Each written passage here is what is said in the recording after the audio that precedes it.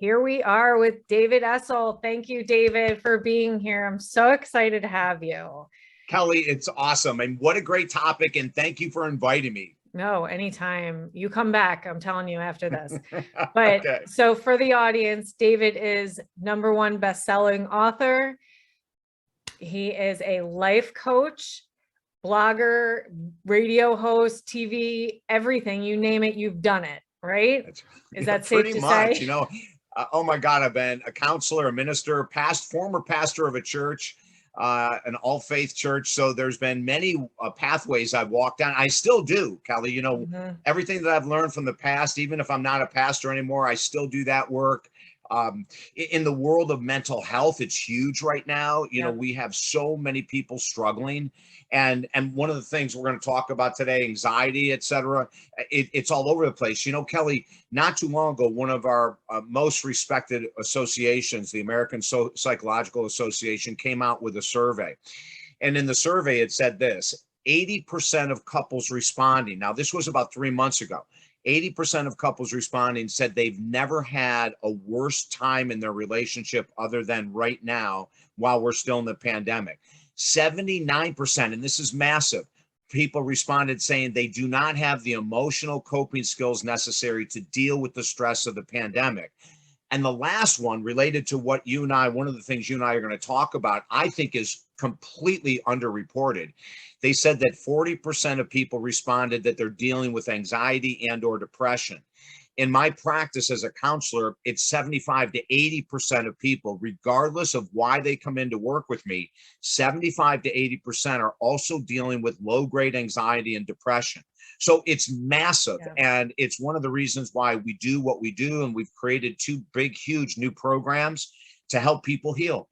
Yes. And we will get into your program because I know you have an amazing offer that you can help people with. But let's talk about anxiety. How the hell do people get out of where they're stuck? Feeling this anxious, like all the time, worrying, where am I going to be in a couple of months from now? Am I going to be healthy? Can I walk outside? Am I going to stay with my partner because he's driving me insane? Where do you start? It's a great question, Kelly. And the first thing, everything that we do is in writing. We tell people, don't trust this. You try to figure out stuff in your brain. It's like a dog chasing its tail. It's not going to be effective. So the number one thing is we have to do is, what's the origin of my anxiety? Yep. What are the things creating it? Some of the things you mentioned, like write down, right? What's going to happen with my job in 12 months? What's going on with my relationships? My partner is not spending time with me. Maybe they're in an affair. I'm worried that they're going to be leaving. What's going on with my mom and dad? They're suffering, they're ill, they're sick. Maybe you have a sibling who's ill or sick. So we have to write down first in writing, and I'll tell you why in a second, what the origin, what are the markers, what are the things that are pushing us to feel anxious on a daily basis. And why the writing is so important is this, Kelly. There's 2 parts of the brain. There's the conscious mind, and I point right here. So the conscious mind said, hey, David, don't forget you have an interview with Kelly at this time today. Okay, so that's my conscious mind creating my schedule for the day. But the subconscious mind is where we really have to put the attention when we're talking about anxiety, depression, weight gain, insomnia, PTSD, all this stuff that people are going through. And this is what I'm saying about that. When a pattern is set with worry, I'm worried about money. I'm worried about my weight. I'm worried about my career. I'm worried about my parents. I'm worried about my partner. When that starts to grow, it creates a pattern in the subconscious, which eventually becomes the known, KNOWN, or it becomes the new normal for us. So waking up with a pit in our stomach where maybe it didn't happen 4 years ago is happening every day. Now, the problem with this is that most of the things, and everyone has heard this before, that we worry about do not come to fruition. Mm-hmm. This is just the truth. I mean, so many times we'll have people I'll be working with. I'll give you a great example. About a year ago, a woman came to me and her anxiety had become so deep that she had become almost agoraphobic, which meant that she had a really hard time leaving her house. Mm-hmm. So when she came in, her and her husband came in together, and he was very supportive. And she said, David, it's this and it's this and it's this. And so what had happened was her subconscious mind had taken these worries, and through rumination, which is the dog chasing its tail, right? Through constant repetitive thoughts in her brain, it had become so huge. But here's the kicker. Everything that was her origin of the anxiety, there wasn't anything in there that was life-threatening, Kelly. There wasn't anything in there that her husband was leaving her, or she was diagnosed with some inoperable cancer, or, it was all what we say is minutia. Now, it's these tiny things that she didn't take care of since when the pandemic started that became submerged or suppressed. And any emotions that you do not deal with are going to grow. So her anxiety about, will my college part-time job still be here in 2 years? Now just stop and think about that statement. Mm-hmm. If we're worrying about something that might happen in 2 years, is that a good use of our time? Is that logical? Is that, now, if you have something where you go into your doctor and he says, oh my gosh, we found this massive tumor, that would be something to create anxiety over. And even someone in that situation, we help.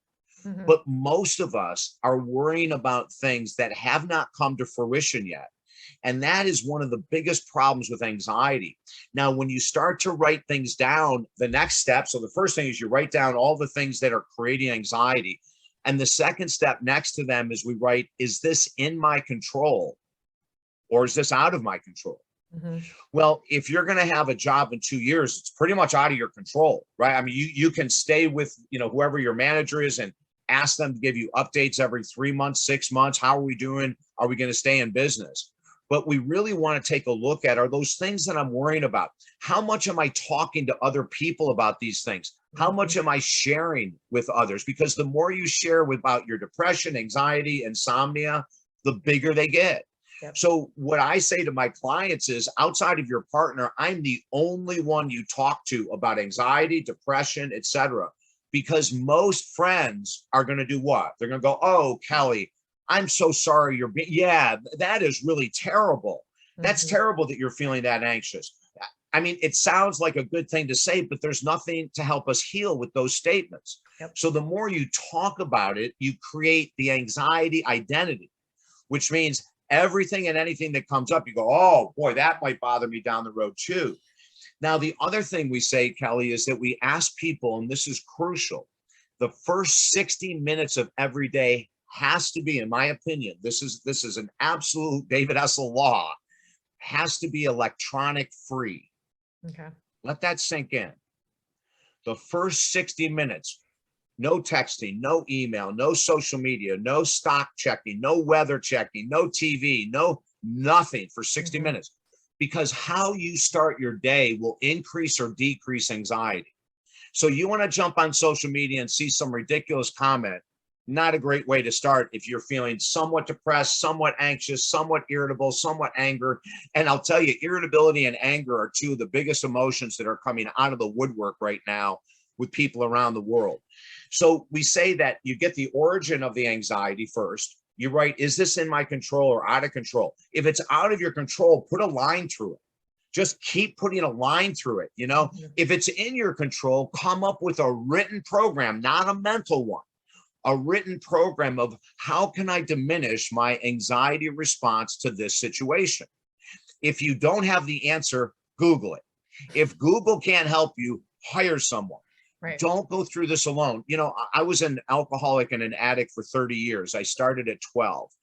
No matter how smart I might think I am, and no matter how great my training is in all these areas of life, Kelly, I could not get out of that addiction on my own.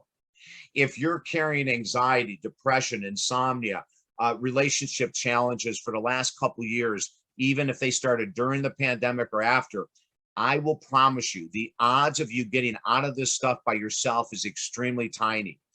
Put your self-care first. Invest in yourself.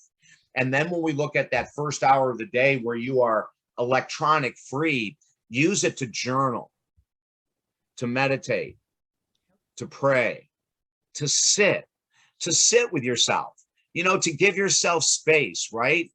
Look for nature and put yourself in nature if it's not too cold, wherever you are in this world, right? But get outside, get sunshine, Like, start to live. We don't have to wear masks in your backyard when the sun is out. You know, you don't have to worry about social distancing. You don't have to worry about anything. That first hour of the day should be simply put into self-care.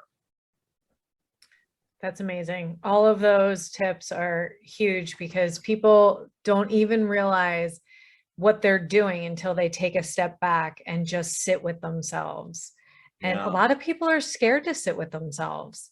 Do you have any advice to sitting with yourself and actually doing some work?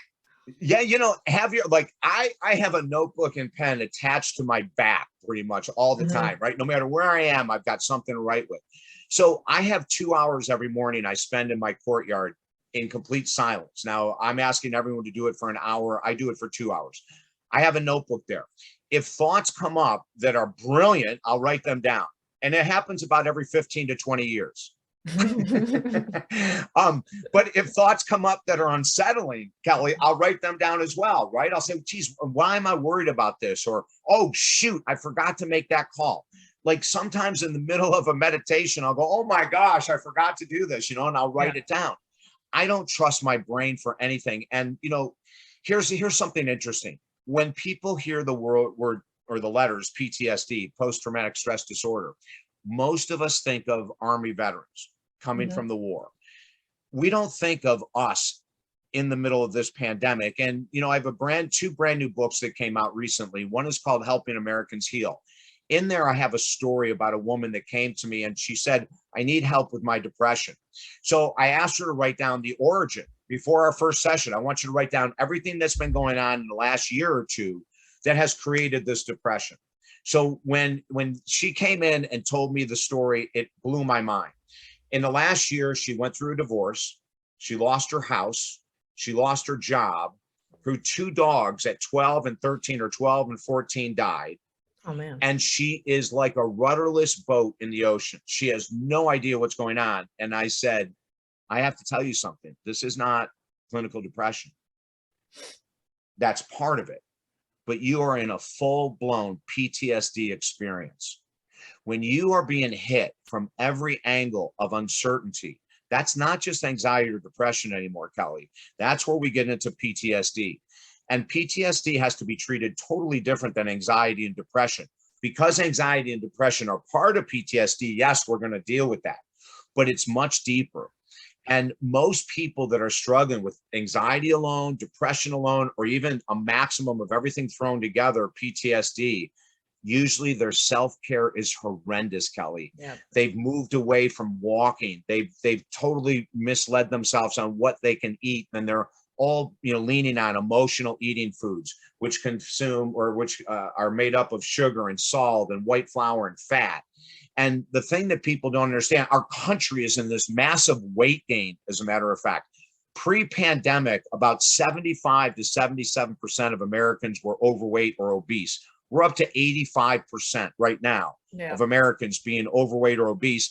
And if people don't start changing right now, which is my big message, if we don't start really attacking these mental health issues, we're going to have a country out of control with addiction to food, alcohol, sex. You know, in the last couple of years as a counselor, I am blown away. And I do addiction work all the time. And I came from the world of addiction, obviously. Mhm.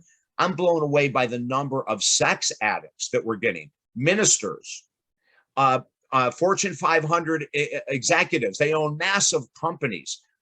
People from all walks of life that you would never think would be struggling with addiction are struggling with addiction. So we need to take this very seriously right now. And as I mentioned with the woman with PTSD, when I told her that, actually there was a relief on her face because she said, oh my God, thank you. People were telling me just to get over it. You don't get over those kind of massive isolation life challenges by saying, let's just get over it. I mean, you actually have to do the work. Yeah. Yeah, you do. So what do you think is causing all of the sex addiction? Totally off topic, but now I'm curious. Oh, yeah, yeah. No, it's, you know, well, all addictions have one purpose, and that's to take us out of our current reality. Yeah. Right. That's the only reason we have addictions, and they work really well. If it's a Mhm. spending addiction, you're out of your current reality when you're on Amazon buying something, right? Yep. If you have an alcohol addiction, which I did, you're out of your reality because your brain has been numbed out. Well, sex addiction does the same thing. So the reason why we have such an increase is because of so many people working from home and bored. Yeah. They can get away with it, right? I mean, hey, I used to have to go into the office. One of my clients, Kelly, is the vice president of this massive firm. I'll just say it's in Georgia, and thousands of employees. And they sent everyone home with the pandemic. And then they found out that they're not going to come back. They're not going to reopen the building. They've decided that they're going to keep 90% of the workforce at home. Right. And that's one of the people that I got who was struggling with sex addiction.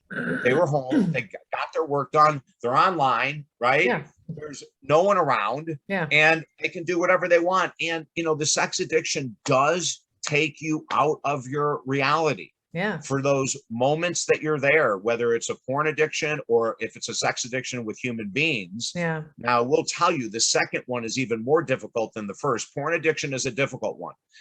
The brain gets hijacked.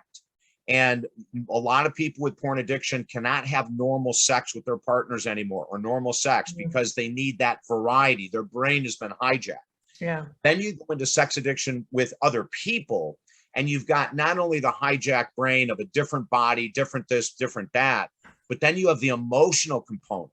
Yeah. That is not a part of the porn addiction. You know, so we could go on and on about this, but you know, the purpose of even me bringing this up is that people are getting hit, Kelly, left and right.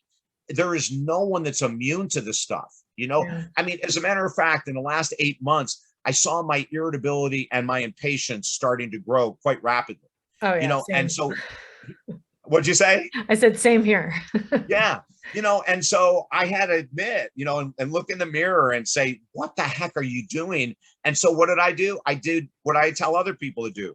I have a friend who's a therapist. I said, hey, listen, I need some help. And you know what it was? It's kind of funny. It's such a simple, there were things out of my control.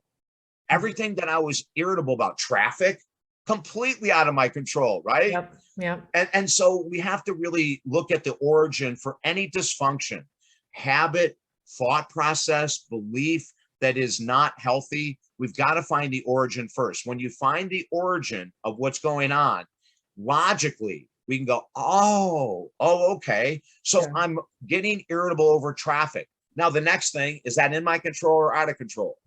Well, we know the answer. Yeah. So it's time to take a big breath before we get into the car and realize that this is out of our control, and we can emotionally regulate our control or our emotions if we want to, and if we learn how to, so we're not triggered by those things that were triggering us in the past. Yeah. Awesome.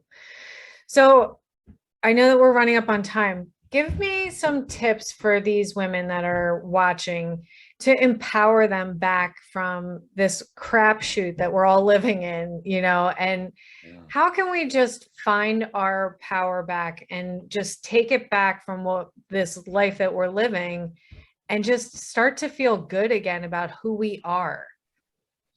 Kelly, it's a great question. And the first answer I'm going to give you is that no one's going to want to hear it, but it's the truth. We have to take ownership, Kelly. You know, people are blaming the pandemic. They're blaming the Republicans, the Democrats. They're blaming the vaccine. They're blaming Ukraine and Russia. They're blaming. Everyone wants to blame, you know, and it's like, wait a minute, pull back. How much time are you spending on social media? Cut it out. Get off it completely. How much time are you watching the news? Get the hell off the news. We tell people don't ever watch the news. Yeah. If there's something so crucial that you need to know, you'll find out about it. Okay. You don't have to watch the news. So the very first thing is take ownership. Who are you hanging around with? Are you gossiping constantly? Are you, joining forces in this clique where that you complain about X, Y, and Z? Get out of the clique. The very first step to healing is self-responsibility, raising your hand and saying, I'm the issue. Yeah. There's no one else but you that can be the issue. And I know no one wants to hear that, but it really is the truth. So when you take responsibility and say, okay, how did I create this anxiety? How did I create this negative attitude that I have? How did I create this ongoing irritability and anger? How did I create this dysfunction in my relationship? And let's be honest, most relationships are struggling right now. And I have yet, in 43 years as a counselor, Kelly, I've yet to work with a couple where it was one person's fault. Yeah. Oh, absolutely. Yeah. Takes two to tango, right? Amen. So, if you're blaming your partner, get off the blame game. Start to look in the mirror. What the hell am I doing that's creating dysfunction? If you're looking at your weight, don't blame the pandemic. What the hell am I doing that's created the weight gain? If you're struggling with an addiction, why am I running away from life? I'll say this to you. People that follow what I'm saying right now will have a major advantage in the next several months if you take responsibility and take care of yourself and get into self-care. The world of addiction is a bear to beat, but I want to make this comment. With as deep as I was in my addiction for 30 years, if you do the work, it's going to pay off. In the last 12 months, both my mom and dad died. And it was a 4-year freaking battle for both of them in hospice. It was horrendous. I don't wish this on anyone. When my mom died a year ago, January, and my dad died this January, there wasn't one time, Kelly, that I went to think about having a drink or snorting coke or doing any other addiction to get me out of the pain. I sat in it. I wrote about it. It took me 10 months to start to move through the grief with my mom. My mom and I were incredible. Because I began so young with my addictions, I was not a happy child. I was not a happy teenager. I gave my parents hell. My mom never, ever once gave up on me. It was the hardest thing in the world losing her. And I can feel it in my heart right now, like grief changes, but it can still be hard at times. And so I'm not bragging right now. I'm just telling the truth.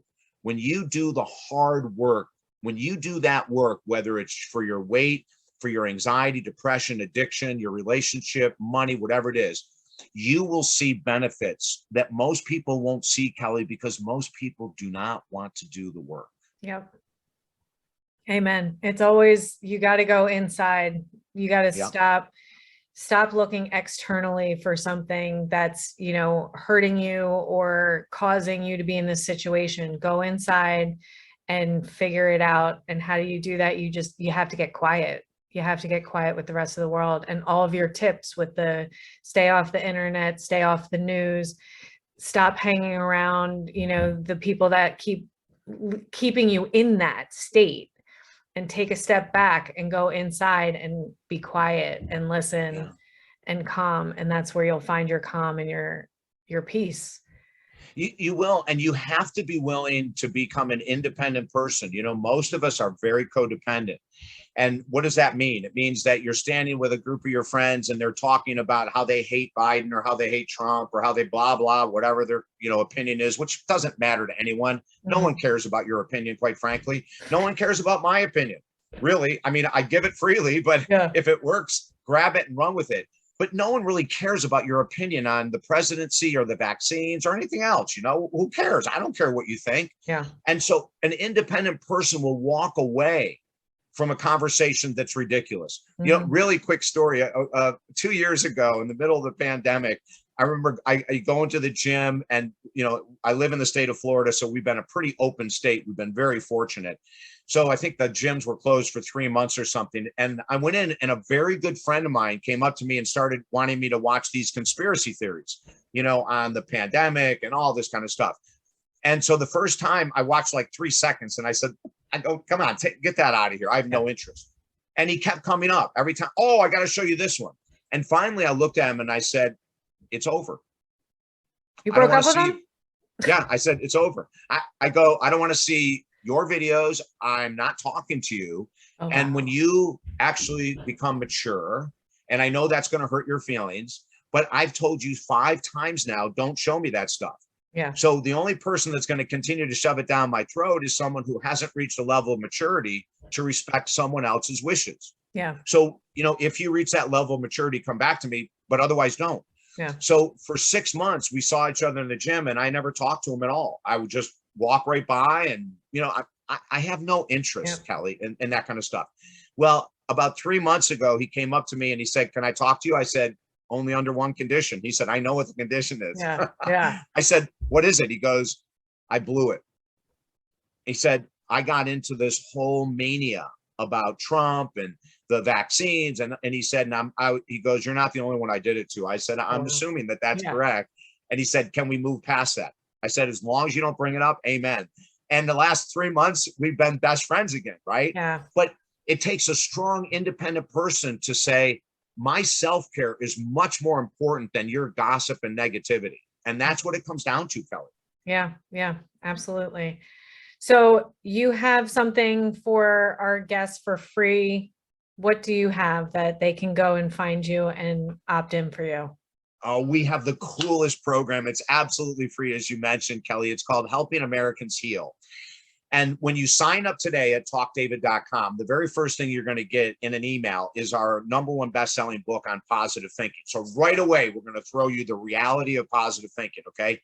And then every Monday, you're going to get an email with massive tools. You'll get an article every Monday. You'll get a radio interview every Monday. You'll get a TV interview every Monday on the topics that you and I are talking about, right? Yeah.